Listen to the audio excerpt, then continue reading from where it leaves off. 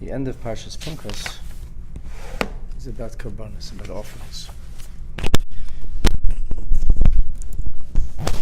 Moshe Rabbeinu, when he heard that he was not going to make it to Eretz Yisrael, so his first response to HaKadosh Baruch Hu was not to demand for himself, but rather to speak about the Jewish people and their needs. And Moshe Rabbeinu speaks very stridently. And he says, it's the only time we have this pasuk, Vayidaber Hashem, Vayidaber Moshe al Hashem Leimer. God speaks to Moshe, so to speak, saying. Moshe speaks very stridently. And he makes demands, and he wants to see good things happen for the people, specifically in the arena and the area of leadership. So HaKadosh Baruch Hu responds to Moshe. First of all, he tells him, yes, there's going to be a leader. He tells him who the leader is going to be. But then he also tells him, Ad sha'atza ata mitzavane al banei, but you're busy worrying about giving me orders, telling me about the children. How about I tell you what to do? Tell my children what to do for me. You're worried about me taking care of my children. I'm worried about my children taking care of me. So you speak to my children, meaning the Jewish people, and you instruct them vis-a-vis offerings or korbanos are concerned. We start off with the daily offerings, and then we go into the special korbanot, the offerings of Yom Tov. And today we're going to focus on the offerings of Sukkot. So the Jewish year starts on Pesach in some ways, right? That's the first month. That's when we come into a nation. We come into our own as a nation. And then after that, we celebrate the giving of the Torah after Matan Torah. And then we had a few mishaps along the way. But ultimately, we returned to the mitzvah, to the Torah mitzvahs, and did what Hashem wanted. And then comes the mitzvahs, the Yom Tovim, of the 7th month of Tishrei, starting with Rosh Hashanah, Yom Kippurim, the beginning of the new year, which starts really marks time from creation. Yom Kippurim represents the Day of Atonement, when Hashem forgave us for our sin, which is also the date that Hashem fully forgave Adam and Chava for their sin. So it was always a day of forgiveness. And then comes the festival of Sukkot. And Sukkot is a unique holiday because there's offerings, there are korbanot that are brought each and every single day, and this one is not brought necessarily for the welfare of the Jewish people, but rather for the welfare of the entire world. And it is the only time we bring offerings, korbanot, specifically and especially for the welfare of everybody else. So let's take a look at the festival of Sukkot. In your Chumash, it's the 7th reading. It's in chapter 29. Starts at verse number 12.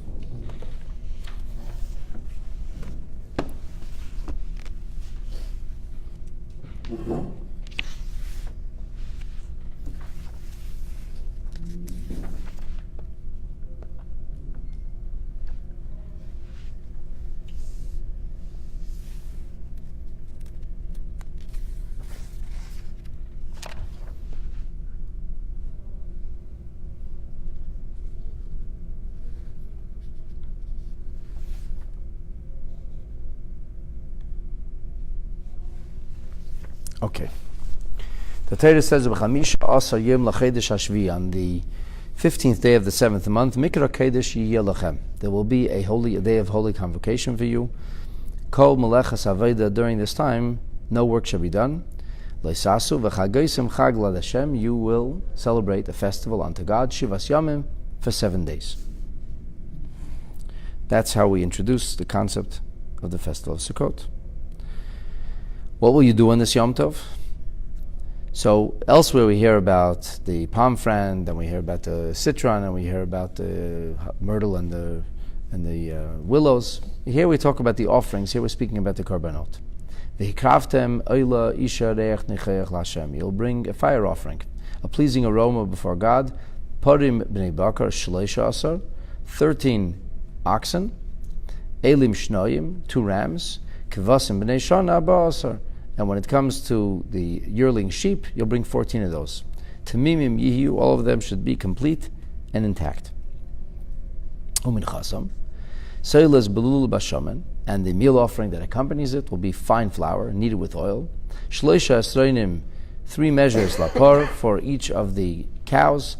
Lapara echad, l'shleisha asa parim for all 13 of the cows, shnei esreinim la'ayala echad, 2 measures, or 2 tenths, for each of the rams, l'shnei ha'ilim, v'yisardin la'kevas echad, there will be an yisardin, a tenth, of the measure, for each of the sheep, la'arba asa kvasim. We'll see izim echad chatas. There'll be 1 he goat, which we brought as a sin offering. Milvad eilas hatamid. All of this is in addition to the regular ongoing offerings of minchasa v'niska, and their accompanying meal offering and the libations. Okay, fine. So we got a whole litany, a whole list of different offerings, different korbanot after he brought on Sukkot. The Torah then says, "Uvayim hasheni," and on the second day of Sukkot, Parim nevakar, we bring once again oxen. How many we bring this time? Shnei masa, 12. Elim shnayim, 2 rams. Kvasim neishana ba'asa tmimim. So what we see here is a shift in numbers. Earlier, when it came to the first day, we brought 13 oxen, and now we're bringing 12 oxen. The Torah goes on to say, "Uman chasam v'neskeim la'parim la'ilim la'kvasim k'v'sparim." All of the libations will be in accordance with the numbers that we heard about before. And then there's a series. Izim echad chatas, there is that he goat who is brought as a sin offering, and that is brought eilas hatamid in addition to the regular offering, umin chasav v'neskeim. So Rashi tells us the following. By this point already, you notice Parei hachag shivim heim. He says you're going to start to see that there's a shifting number. In total, there's going to be 70 bullocks that are going to be brought. And they correspond, they are keneged, shivim umais, corresponding to the 70 proverbial nations of the world. And there's an allusion or a hint, a remez, that's being conveyed to us in the numbers, in the shifting numbers, how we end up with the word number 70 over the course of the Yom Tov. Mismatim v'helchim, that the numbers continue to decrease. And this is a simin kloya hilahem. This is a sign of decreasing, or really of coming to an end. That they too will slowly decrease instead of increase. So they'll be waning. It's a waning fortunes. Ubi mea migdash, in the days of the Holy Temple, hayumeginim aleim min hayisurim. These offerings would provide cover or protection for the nations of the world. And obviously when the Beis HaMikdash was destroyed, who lost? Well, we lost. Who else lost? The nations of the world lost, because they used to be protected, they used to be covered by these offerings and atoned for by these offerings. And once that happened, they didn't have this privilege anymore. Now the truth is, we the Jewish people do have the privilege of offerings, even though we don't have a Beis HaMikdash. How so? Because we have that famous pasuk in Hosea u'neshalma parim sfasenu, that we pay the burden of the bullock, so to speak, the obligation we have, we pay with our lip service. This is not a negative kind of lip service, but a powerful and profound, meaningful lip service. And that's when we recite the verses of the Korbanot. And the Gemara in Maseches Megillah, in Maseches Sukkah, tells us that when we do this, that HaKadosh Baruch Hu considers it, Hashem says, Maila ani aleichem, I consider it as if you would, ki'ilu hikrivum, as if you brought the offerings. So we, the Jewish people, don't lose out entirely on the concept of offerings, because we have the opportunity of reading the verses, studying about the Korbanot, of hearing the Torah being read publicly, and so on and so forth. But the nations who used to have Korbanos brought on their behalf do not have this benefit at all. They lost entirely. So this is the idea of the bullocks, ulekvasim, and the sheep. This is Keneged Yisrael. This corresponds to the Jewish people. Shenikru sep zura. We are referred to in the prophecies of Jeremiah as a scattered sheep. Now those offerings, the offering of the sheep, veheim kavuim, there's a permanent number, a fixed number. Uminyanam, and the total number, if you add up all of the offerings that are brought on behalf of the Jewish people, which do not have a decreasing number, but rather a fixed number, the same amount of sheep every single day, the number as minyanim is tishim ushmeina, 98. And why is that a meaningful number? L'chales mehem tishim ushmeina klalis. This is to decrease or to minimize the impact of the 98 curses shebe Mishnah Torah. We know that later on in Chumash Dvarim, Moshe Rabbeinu repeats the curses that are told to the Jewish people in Parshas Kisavei, only it's twice as bad in Parshas Dvarim, Chumash Dvarim. It comes out in Parshas Kisavei, it comes out to be 98 different curses. So these Korbanos that we brought on Sukkot serve to protect us from the negative energy that would impact us from those terrible curses that were that's called the Techach, the proverbial rebuke. Now Rashi notes, "B'yei b'sheni nemar v'niskehem al shnei timidei hayoyim v'leishina haloshen el lidaresh." Here the Torah says, some days it says v'niskehem, and some days it says v'nisacheha. And then b'shvi we have kimishpatam, so we have the shifting in spelling. And Rashi points out that when you have all the difference in spelling, you get a mem, then a yud, and then a mem, and that spells mayim.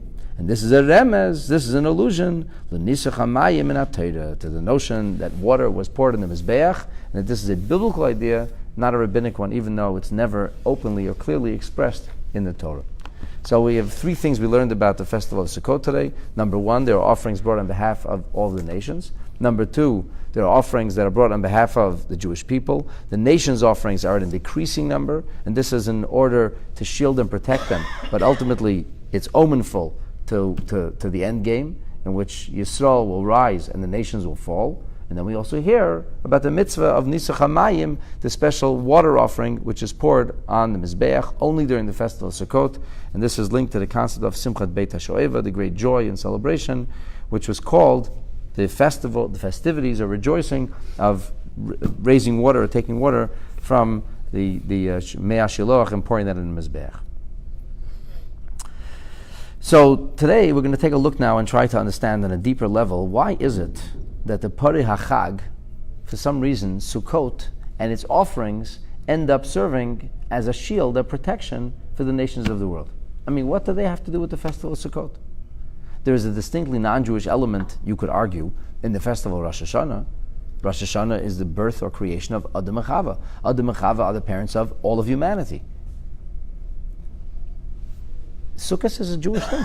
Hashem took us out of Mitzrayim. Hashem protected us in the desert from all kinds of challenges that could have done us in for the course of 40 years. And we celebrate that on Sukkot. It's not celebrating a particular anniversary. It's not a particular day, like Pesach celebrates going out of Mitzrayim. Shavuot celebrates receiving the Torah. Sukkah celebrates the continuous miracles that lasted 40 years. It's a very Jewish holiday. It's uniquely Jewish. Hashem protects Am Yisrael. So why is it that suddenly here we're speaking about the nations of the world, bringing offerings on their behalf, and so on and so forth? So on page Kuf Samach Beis, the Rebbe offers us some very interesting insight into this phenomenon. Yesh Lisha, we might well ask, Madua tzriches shivim ha'umes she'akrivu kenegdan shivim parim? Why is it that the 70 nations require that we should bring 70 bullocks on their behalf? Umadua dafke b'chag Sukkot? Why specifically in the festival of booths, as we said, in which we celebrate a very Jewish theme and idea? So the Rebbe suggested the following: V'yesh leimer, me'achar sheha'olam kuloi nivra b'shvil Yisrael. Since we have this Torah teaching that the whole world was created for Am Yisrael, for the Jewish people. And we have that teaching right in the beginning, in Chumash Bereshis, where it says Bereshis in the beginning, and our sages tell us, and Rashi quotes us on the straightforward, simple understanding of Torah, Pshuta Shel Mikra, that Bereshis stands for Beis Reshis, for two things that are called Reshis. And what are the two things called Reshis? Why was the world created? B'shvil Yisrael or B'shvil HaTorah? It was created for Am Yisrael and for the Torah. So, in other words, in that case, if the whole world is created b'shvil Yisrael, toli matzavan shel umas ha'elam b'matzavan haruchni shel bnei Yisrael. In that case, then the situation of the reality in the world and all of humanity that Hashem created in the world, all created in His image, would be directly linked to and would, in large measure, depend on the spiritual circumstances and situation of the children of Israel. At a time when we, the Jewish people, are at a low ebb in our spiritual devotion to Hashem, So gam kiyumin shel umas ha'ilam leike b'chaser. It's not us who lose. When we don't live as we should live, who else suffers? The nations of the world, because the fortunes of the nations of the world are directly linked to our level, to our, so to speak, achievements in Avodas Hashem. And if we are not performing in our Avodas Hashem the way it should be, not only does it diminish our stature and standing, ultimately it impacts the entire world. Of course, the world may not know this. The world may not appreciate it. They did destroy the Beis HaMikdash without realizing that they were doing themselves in, as we talked about a little bit earlier. But the reality is, from a Torah perspective, everything is vested in the hands of Am Yisrael. Ve'ilu la'achar Yom Kippurim, therefore, after Yom Kippur, which is a very Jewish day, Rosh Hashanah is a day for all people. Yom Kippur is a Jewish day. It's the Jewish Day of Atonement. It's not something that impacts all of the members of the families of the world, but rather the family of nations is impacted by Rosh Hashanah. I once heard a beautiful story from Rabbi Krinsky that the Rebbe was on the way out of his house, and there was a New York Times reporter. His name was Ari Goldman, and he was there with a young African-American woman, a photographer, and he wanted to see the Rebbe before Rosh Hashanah. He'd get like greetings, and he was going to write something in the New York Times. And this lady was taking a picture. She took pictures of the Rebbe's very quick meeting with Ari Goldman. So the Rebbe wished Ari Goldman a Happy New Year, and turned into this young lady, and he wished also a Happy New Year. So it's Rosh Hashanah coming, Happy New Year. And they started driving. And the Rebbe asked Rabbi Krinsky, do you have your cell phone with you? This is the cell phone of the early 80s, maybe late 70s even. So he said, yeah. So he said, call Ari Goldman and tell him that he makes sure to tell the young lady that when he said Happy New Year to her, he wasn't just being nice. That for her it's also a new year. She should know that Rosh Hashanah is a time when Hashem judges all people. And when the Rebbe wished her Happy New Year, she should know that Rebbe meant it, and it was a blessing specifically for her. It's a beautiful story, and it talks to you about the Rebbe's sensitivity of every person and how they should interpret his words and so on and so forth. But the message is that Rosh Hashanah definitely has an impact on all people. Everybody gets judged Rosh Hashanah. Mi yarum u'mi yishafil, who will be raised and who will be denigrated, is not only in the Jewish world. Hashem decides the fortunes of all of humanity every year on Rosh Hashanah. Yom Kippur, that's a Jewish thing. That's when we get forgiven from Hashem.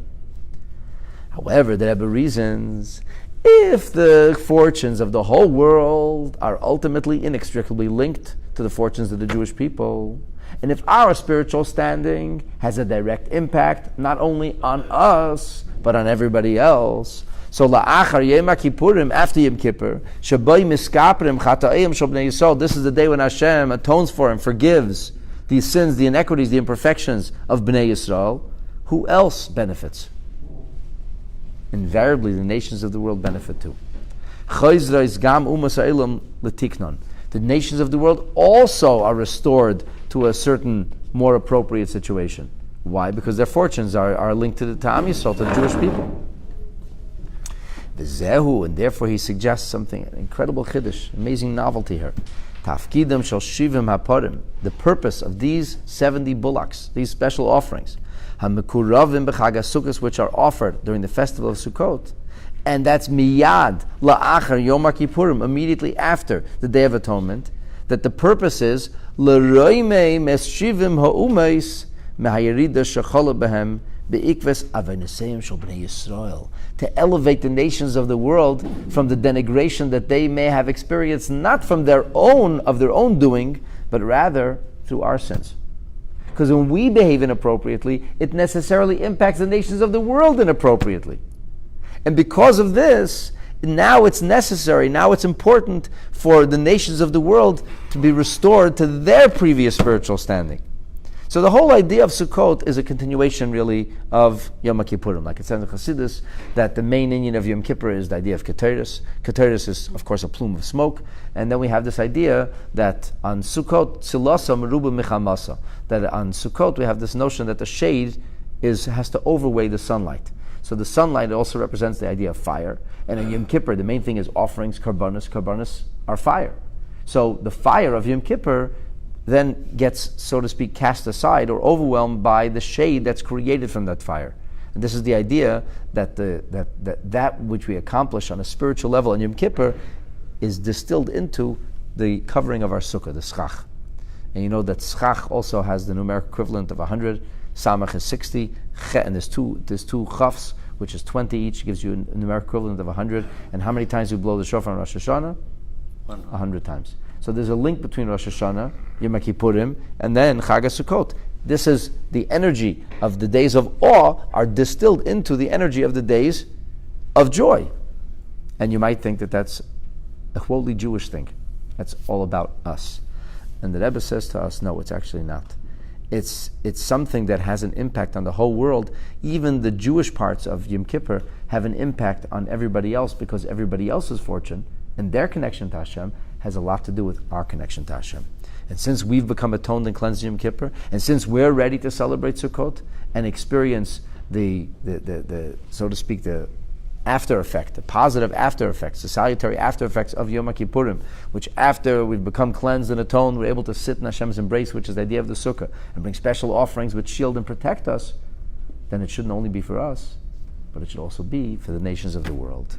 And that's why we bring these special Korbanot, lahanek lahem kiyum mechadosh, so that they should be sustained all over again in a way which is mechudosh, umala yeser, in a way which is renewed, and even more satisfying and more full. That is a totally elevating and inspiring perspective of how everything we do affects not only every member of Am Yisrael, but ultimately within our hands and within our responsibility towards HaKadosh Baruch Hu is vested the welfare of all nations of the world. HaKadosh Baruch Hu should help us that Mashiach should come and the nations should finally know and appreciate what Am Yisrael does for it. Tamid Kol Hayamim, all through the year and especially during the high holidays. What is the